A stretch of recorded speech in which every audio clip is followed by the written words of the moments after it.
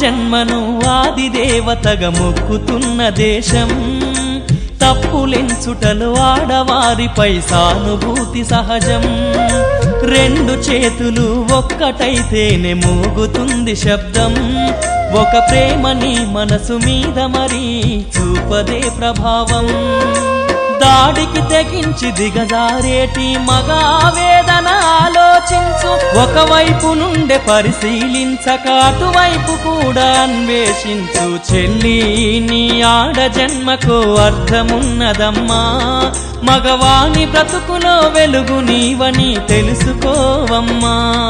ఓ తల్లి ఈ మాతృభూమికి మారు పేరువమ్మా, సరదాకి కూడా నీ కట్టుబాట్లని దాటకూడదమ్మా, సరదాకి కూడా నీ కట్టుబాట్లని దాటకూడదమ్మా.